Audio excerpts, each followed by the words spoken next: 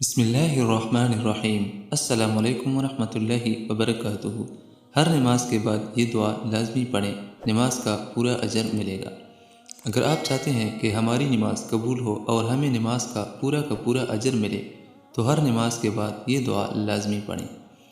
حضرت زید بن ارقم رضی اللہ تعالیٰ عنہ سے روایت ہے کہ حضور اکرم صلی اللہ علیہ وآلہ وسلم نے ارشاد فرمایا، جو شخص ہر نماز کے بعد سبحان ربک رب العزت عما یصفون وسلام علی المرسلین والحمد للہ رب العالمین 3 مرتبہ پڑھے گا، وہ بھرپور ثواب پائے گا اور اسے نماز کا پورا اجر ملے گا۔